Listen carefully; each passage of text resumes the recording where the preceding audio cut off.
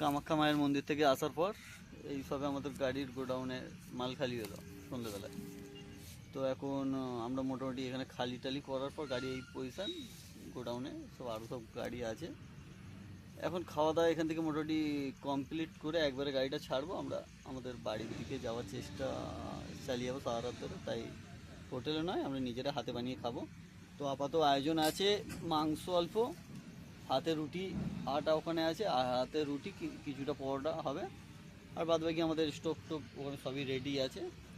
চলো দেখা যাক। মায়ের তো দর্শন হলো, কাজও কমপ্লিট হলো, সুস্থভাবে ফিরবো। তো এই পজিশান গোডাউনের পুরো বড় গোদরেজের পুরো বড় এরিয়ার মধ্যে গোডাউন। তো এলাকা পরিবেশ সবটাই ভালো। তো আমাদের এখানকার প্রশাসনেরও খুব ভালো ব্যবহার পেয়েছি। তো খাওয়া দাওয়া আয়োজন পর্ব শেষ করে রাতে রাস্তায় যোগাযোগ হবে। জয় মা কামাখ্যা।